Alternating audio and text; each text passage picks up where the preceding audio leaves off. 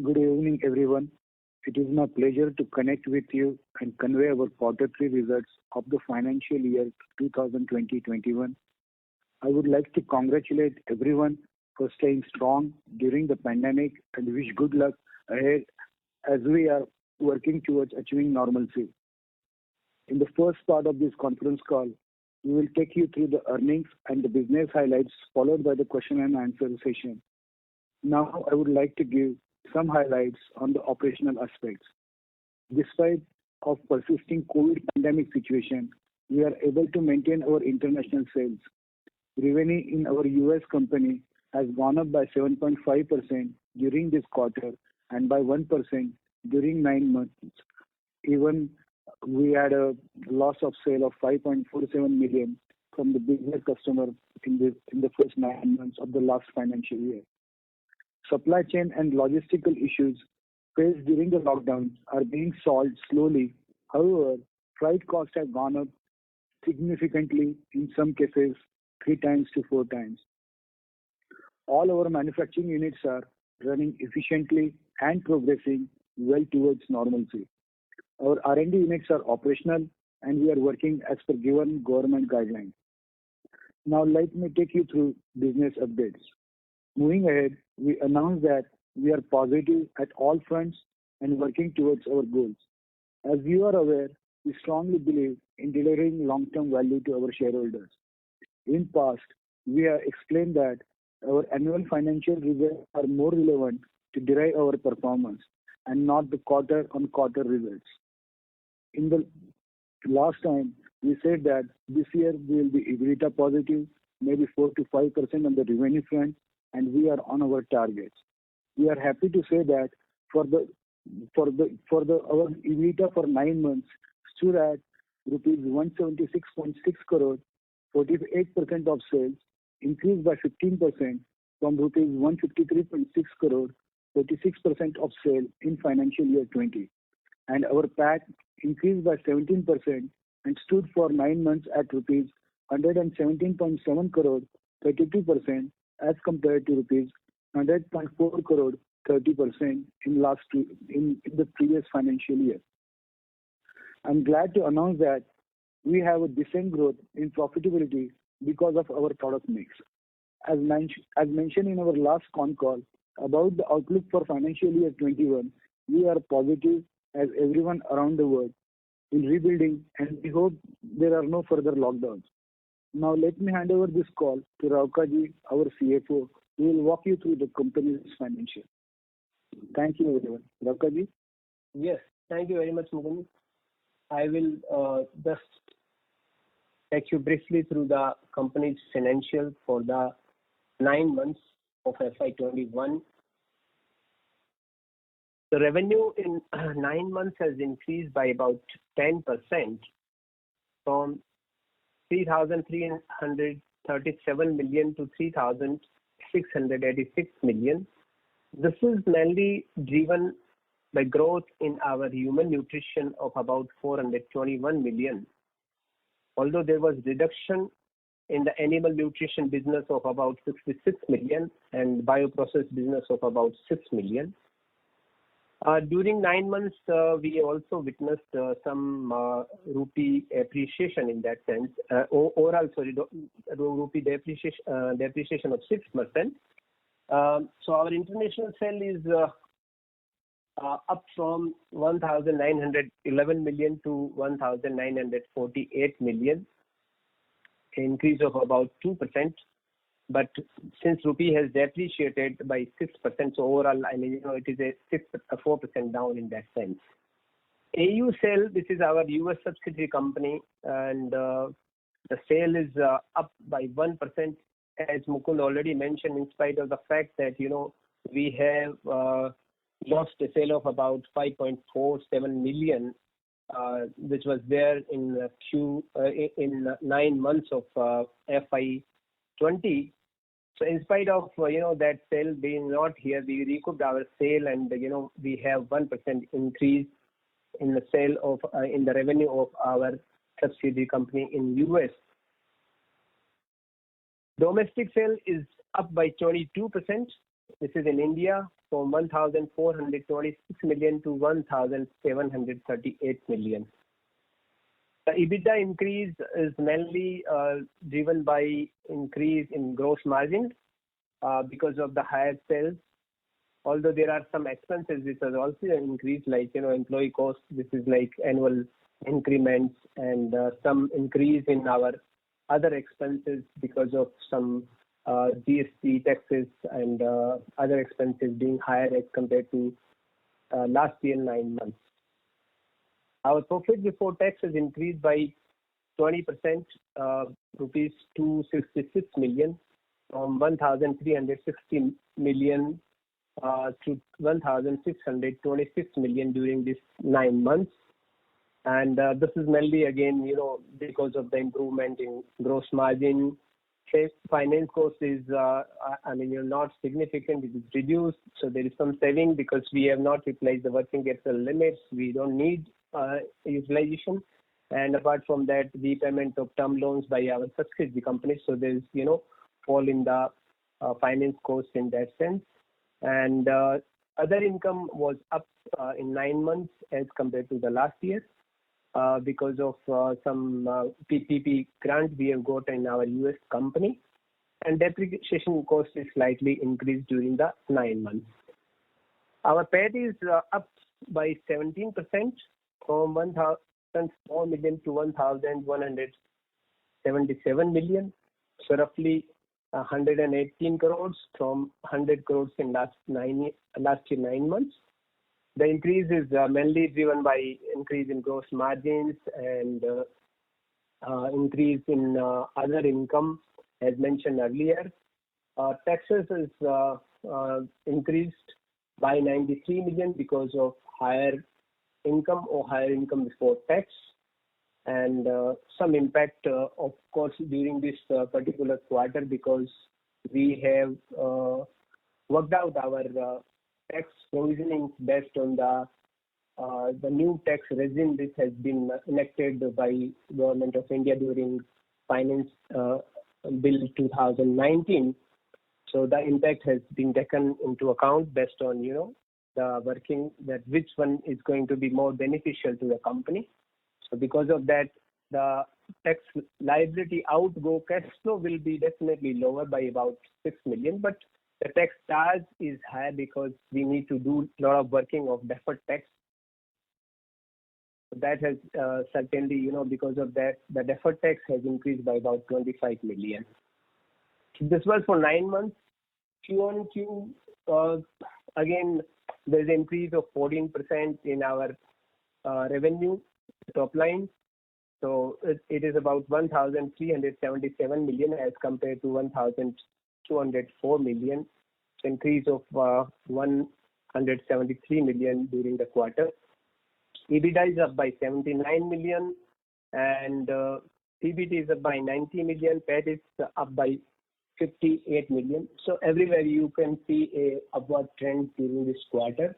Year on year, again, the increase is about 23% on the revenue top line of 258 million from 1,119 million to 1,377 million. EBITDA increase is about 26%, which is 664 from 529 million. PBT is up by 30% and PAT is up by 28%. So the PAT during this particular quarter is 443 million as compared to 346 million. And a couple of frequently asked questions which I would like to just place before you is Evoxx is EBITDA positive in 9 months and JC Biotech sales is up to 354 million in 9 months. And our largest enzyme for pharma industry stood at 854 million in 9 months as compared to 762 million in previous year 9 months. And during this quarter, 365 million as compared to 289 million in the corresponding quarter of the previous year. So this was from my side, and now we would commence the question and answer session, please. and open this house for Q&A. Thank you very much. Ladies and gentlemen, we will now begin the question and answer session. Anyone who wishes to ask a question may press star and one on their touchtone phone. If you wish to remove yourself from the question queue, you may press star and two. Participants are requested to use handsets while asking a question. Ladies and gentlemen, we will wait for a moment while the question queue assembles.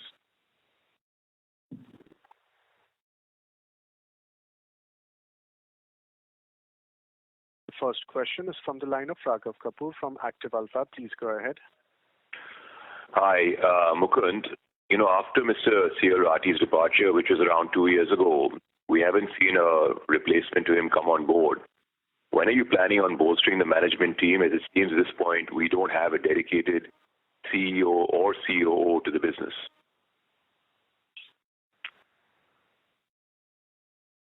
Good afternoon, Raghuji. So the CEO is like a board's call. At present, we have a structure and the whole time director is working as a CEO. Sorry, so Mukund, you are the CEO right now? Yeah, so I'm working and acting as a CEO. Okay, but this is a temporary thing or you're going to be there permanently? I'm going to be there permanently. All right. Any addition to your team in terms of CEO or someone like that to assist you? Not right now. We are working on all the structural things at this point of time. Okay. All right. Thank you. Thank you. Before we take the next question, we would like to remind participants that you may press star and one to ask a question. The next question is from the line of Shikha Mehta from Equitree Capital. Please go ahead. Hello, sir. So could you give the R&D cost for the quarter and for 9 months? And could you give the breakup of how much revenue comes from our top 10 clients for the quarter and 9 months? Yes, Sita. Just a moment.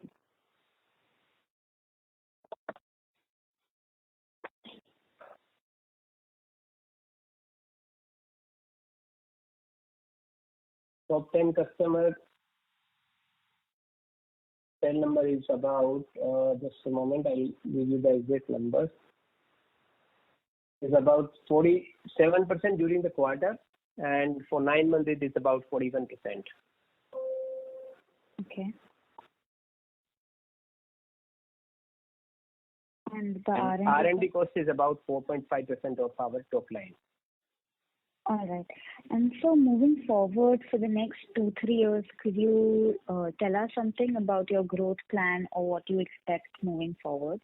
Anything specific, any new products, any acquisitions, anything of that sort? Yeah, I think Mukund would be addressing this particular issue. So, Shikha, as we already talked before also, we can't go like annual to annual basis or quarter to quarter basis. We cannot exactly give the growth numbers. But yes, we plan to double our revenues in the next 5 years. So that's the goal. In terms of acquisition, that's a constant working.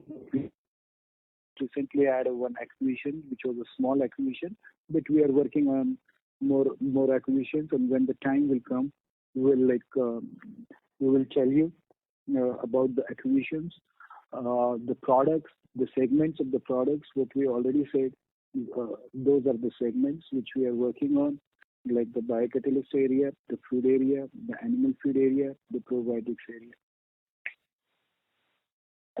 So is it fair to assume that given our current structure only we can double our revenues over the next couple of years, and we don't we might acquire something if it looks interesting, but even if we don't, given this current structure, we're capable of doubling our revenues over the next couple of years? Not couple of years. I already said 5 years, right? Yes, sir. Yeah. So yes, we are working on other plans like B2C in some of the segments, but these are the focus areas. And even with acquisition or without acquisition, we are confident that we will make this guidelines. All right, so thank you. I'll come back in the question queue. Thank you, Shikha. Thank you. A reminder to the participants, anyone who wishes to ask a question may press star and one at this time. The next question is from the line of MP Kulkarni and private investor. Please go ahead. Yeah, the question is to the management team. The growth projection look a bit unambitious in terms of the global trend of going away from a chemical-based pharma industry and going towards more natural resources-based pharma industry.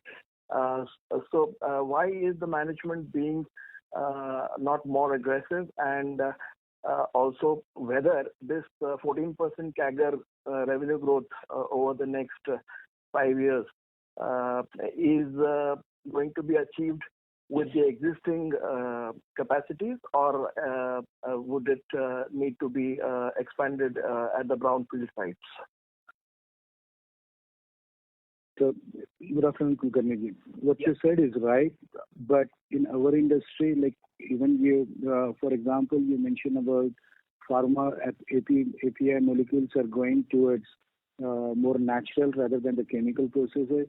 But to develop the enzymes, probably it needs longer time, sometimes even 1 year, 2 years, because it needs a lot of protein engineering, which is involved in the process.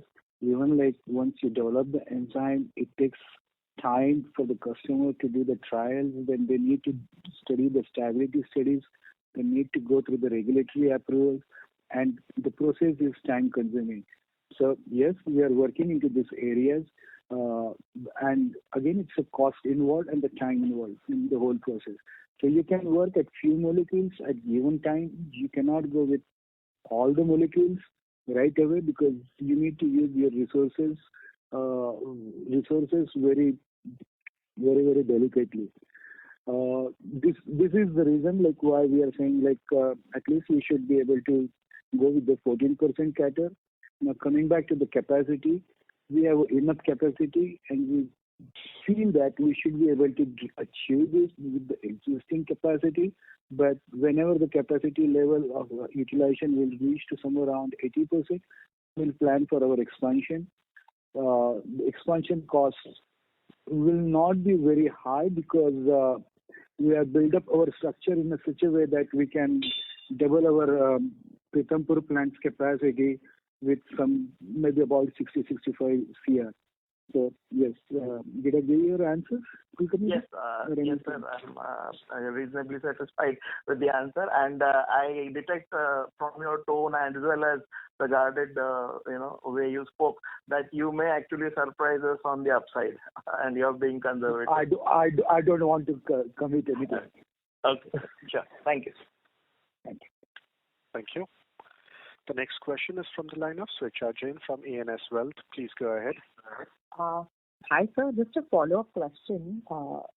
Like you said, we plan to, double our revenue in next 5 years. And you also addressed, to the next caller separately as to, how and when do you do this. But if you could just, guide us or throw some light, how strategically or what are the key 2 or 3 things, would be the main driver of this, doubling the revenue over 5 years? I mean, what would be the main pillars? Okay. So, Richa, like we divide our sales into the 3 major segments. First is like human nutraceutical, where we subdivide it into the 4 parts: nutraceutical, pharma, then your biocatalyst and probiotics. The biocatalyst is the area which I just explained in the last question about the API, and we feel that this is one of the growth driver for us in the coming days. At the same time, the probiotics is one of the growth driver. The other one is like nutraceutical, where the B2C sales we expect to grow in the coming days. Now going to the second pillar is the animal feed, where we feel that we will have growth into that area, as well as the pandemic is over and we can move, probably that area should also grow. Going to the third area is bio-industrial process, where we again subdivide into the food areas and non-food areas. And particularly in the food areas, our focus is in the baking areas, and we feel that that should be another one, our growth driver. Okay. And for all this, if capacity expansion is needed, we would do it as and when the requirement comes in, right, sir? Yes, we do need the capacity. Capital 10 to 12 CR as a maintenance capital every year. But besides that, whenever we will reach to somewhere around 80%, we will start our capacity increase program. Okay. And so just a bookkeeping question, if you could let us know the cash and receivables as on 31st December. I think Rauka can take that. Cash is about 279 crores. Okay. And receivables are about 70 days of our top line. Okay. Thank you, sir. That helps a lot. Thank you. The next question is from the line of Rohit Sinha from Emkay Global. Please go ahead. Yeah, hi sir. Thank you for taking my question. In the domestic business, we have seen some strong growth in this quarter. So specifically in which segments we have witnessed strong growth, and how much sustainable these are. I believe there would be some pent-up demand also in some segment, but still some segment would have witnessed a sustained growth. And how we should see basically the domestic business going forward in context with pharma industry growth in India. So Rohit, you hit the nail in a sense. Like this quarter, we had a strong demand from the pharma. Or one of like our strong molecule, or the largest molecule, at the same time the probiotics. But I would say that those numbers may not be sustainable as we go on, because but the numbers will come from some other areas. I don't expect this area to grow that rapidly, because we always feel that this area should not grow more than 5% on the annual basis. Probably yes, there can be some growth which was witnessed because of the pandemic, or maybe this with the stock situation. But yes, we are optimistic about our year-on-year growth rather than the quarter-on-quarter growth. Okay.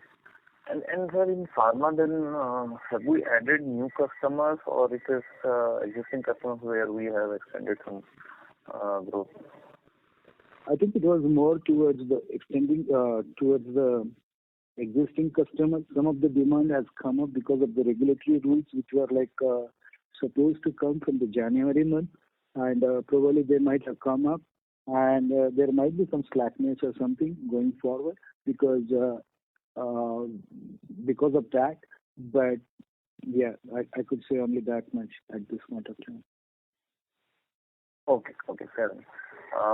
Sir, if you could help us with the recent SSPL performance, if possible, in this Q3 side, and then also if you can share the debt in the books of SSPL.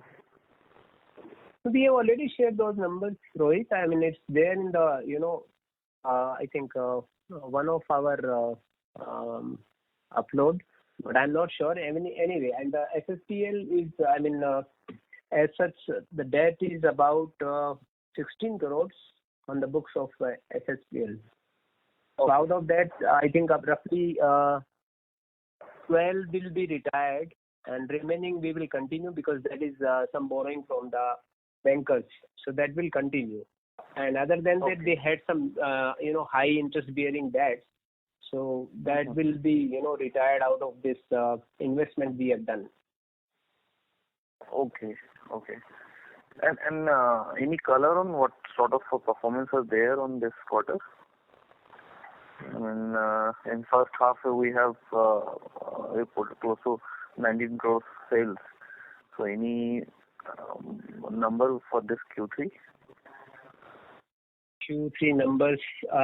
In fact, this acquisition has happened on 11th January. So from 11th January onwards, we will be definitely tracking those numbers in the sense. So from Q4 definitely we will be having some numbers from. So those numbers will. But I think 9 months. Yeah, 9 months number we might have shared, but let me give you those numbers also.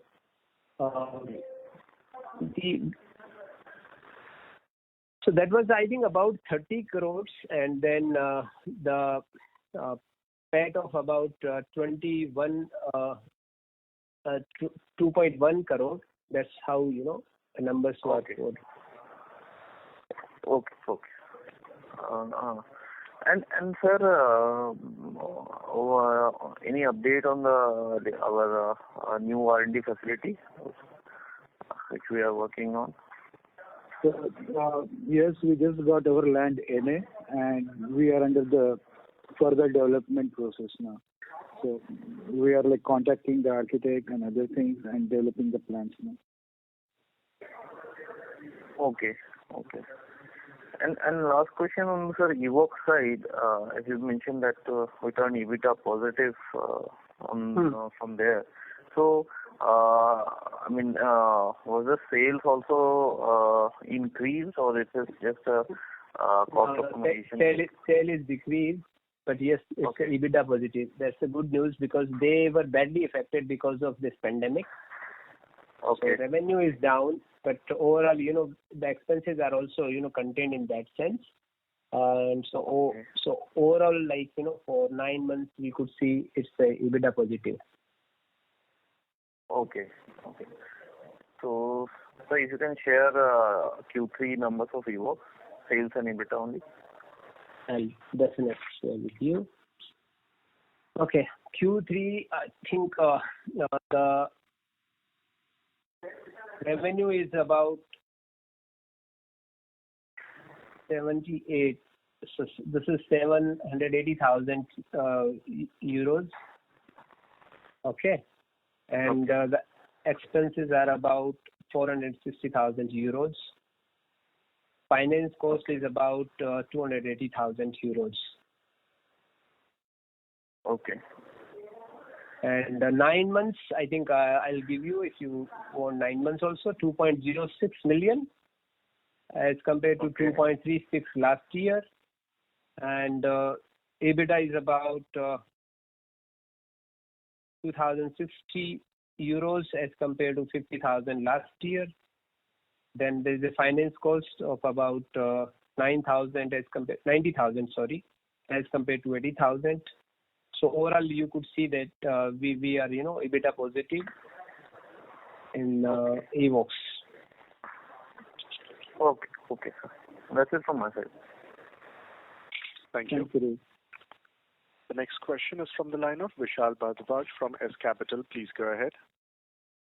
So, hi sir, congratulations on wonderful numbers this time. Just had a couple of things to understand on the generic side. The first one is from the COVID-19 part. We've seen that and our normalization in our revenues as well. But we see that the animal healthcare business has come down quite a bit, while the human healthcare business, which is already a larger chunk in the business, has even grown further.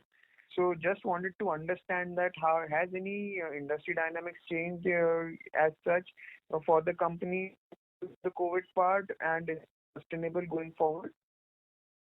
So COVID has impacted. In addition to that, in animal health care, you might have noticed in a couple of states have faced the bird flu.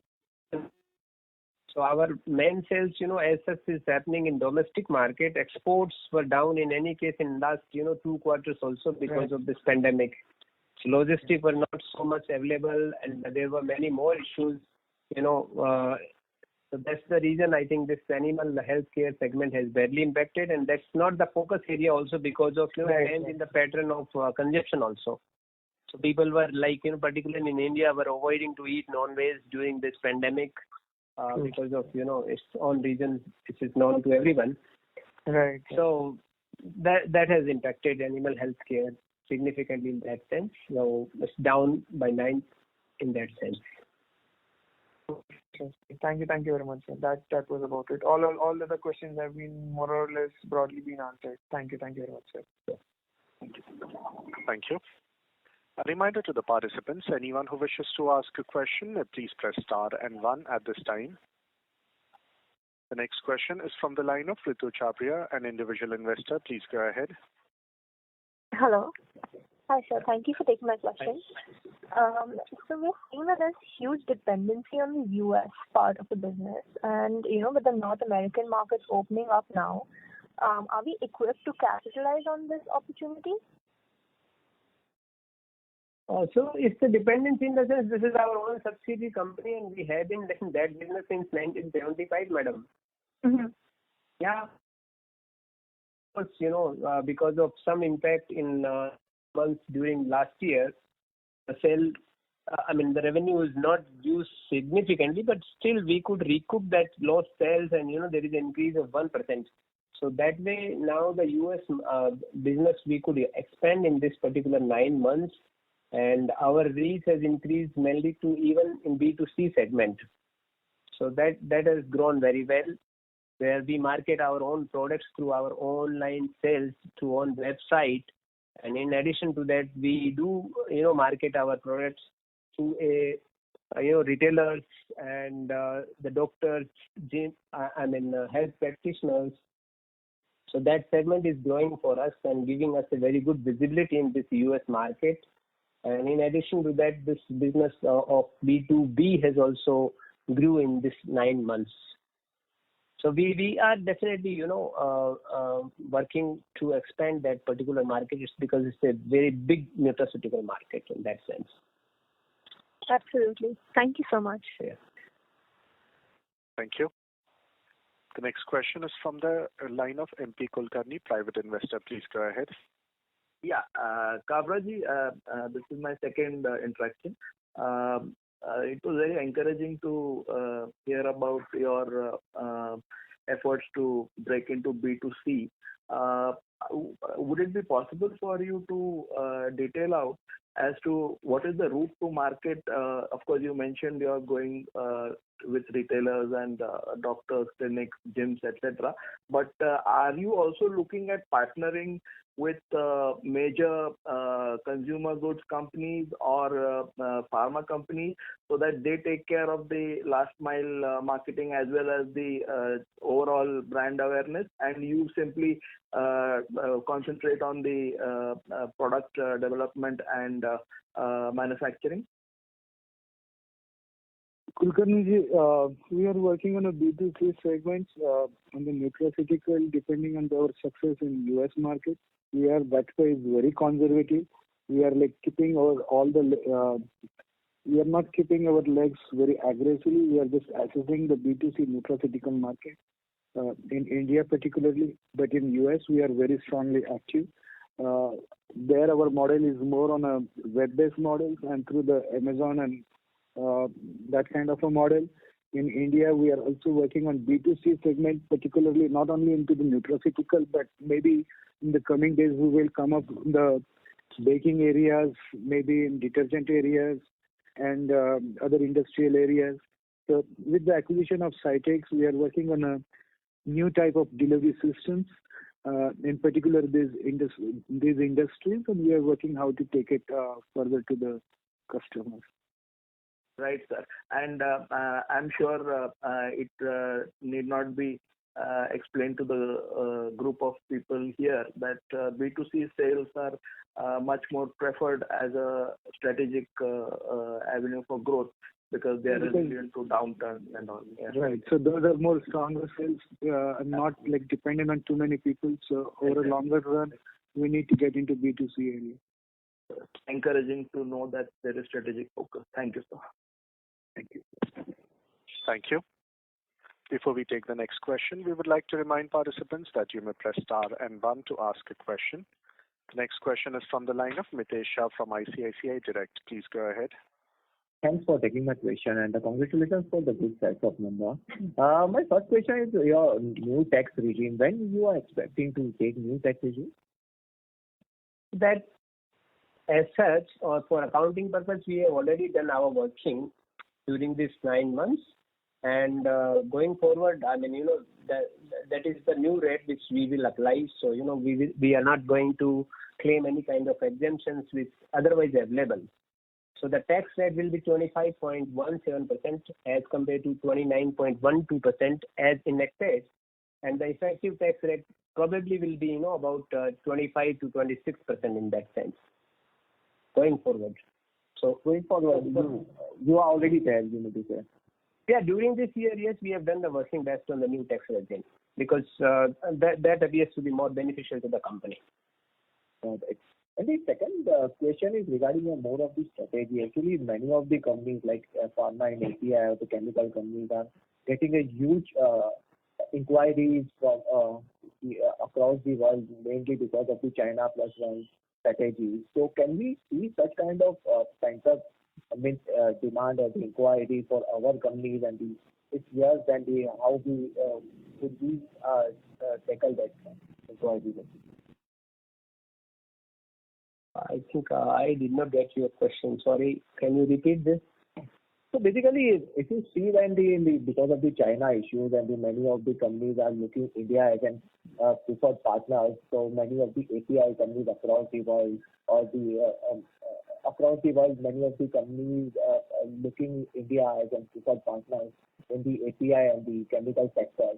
And the growth, many of the companies are putting extra capex to ramp up their capacity as well. So such kind of pent-up inquiries or the sudden inquiries we have faced in the last 1 year. So let me take this, Ravi. Yeah. If you look into the China, the enzyme industry is very different. They do have certain bulk enzymes or the commodity enzymes where the Chinese players are present at this point of time. They will continue to be there in that area as of now, the way we say. But yes, some of the pharma molecules or the API molecules which were being made in the China, there is a big demand shift is happening in India. So a lot of APIs are being manufactured or getting manufactured from the big API companies in India, and we expect the biocatalyst area to grow because of all of this. Some of the demand this year has been increased into the existing biocatalyst portfolio. What we have, even the numbers on the larger context is very small on the biocatalyst. Presently, I feel like we are about 4% share in the biocatalyst area. But yes, that kind of demand shift we can see. Okay. And another question is regarding the second wave in Europe and the US. So have you faced any issues for the second wave of COVID? Yeah, so because of the second wave of COVID, yes, some of the sales are getting affected in the Europe area. If you really look at it, we were hoping to get bigger into the baking areas, but currently, if you really look into our Germany office, there is a lockdown from last 1.5 months, and nobody is really able to work. Most of them are working from home. Similar situation at the customer level. So yes, some sales are not being happening. Similarly, if you really look into the US is getting slower because some of the inventory buildup might have happened during the first or 2 quarters or 3 quarters because people were not sure whether the material will come, not come. And this is my best guess at this point of time.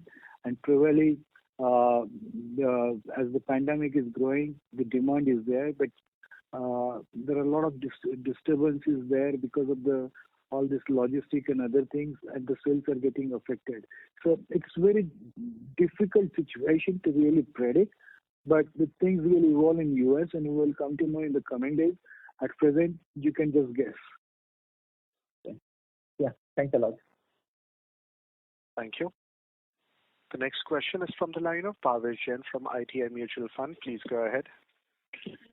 Thank you, sir, for giving me the opportunity. So this acquired entity, what can be the peak revenue potential post the fund infusion, and what kind of a capacity expansion we can see? The 30 crore which we have invested. Yeah.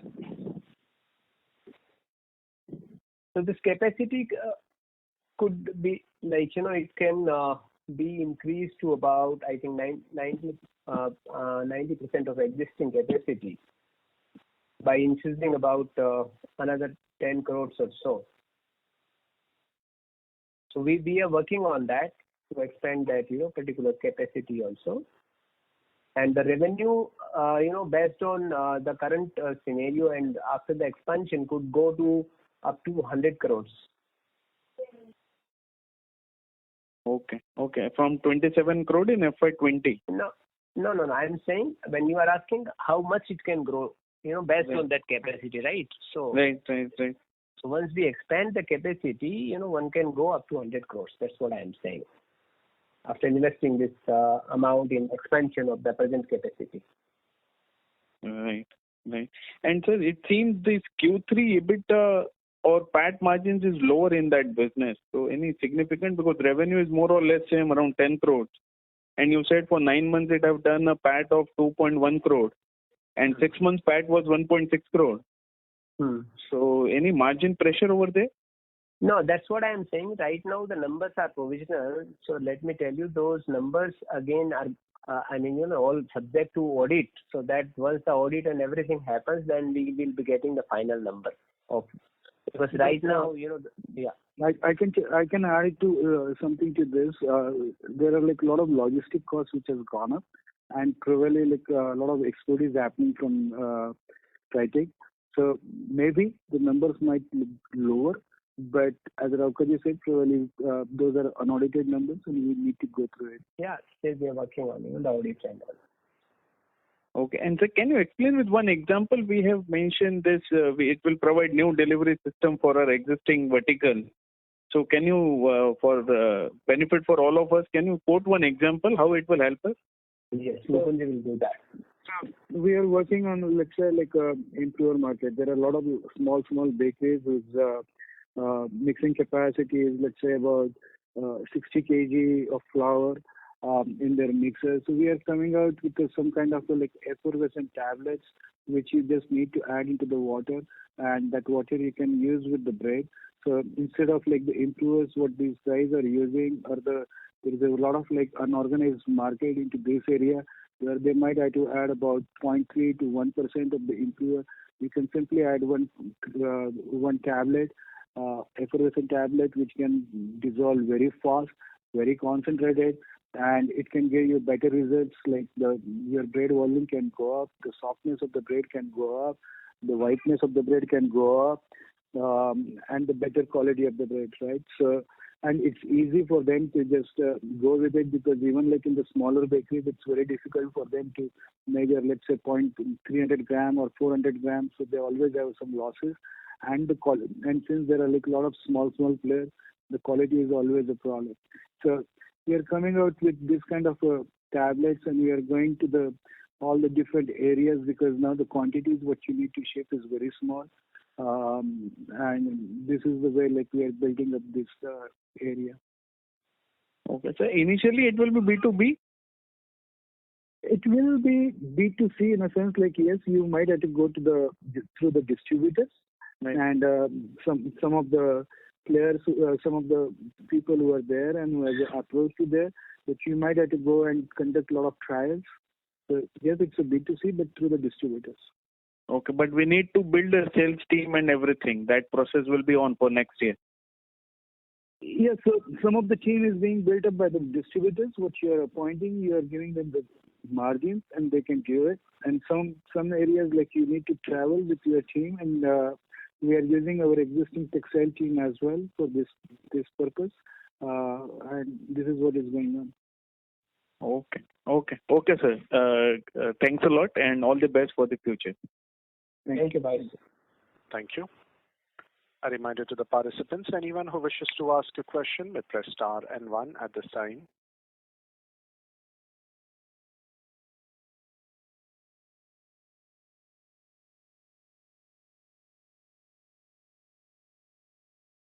As there are no further questions, I now hand the conference over to the management for their closing comments.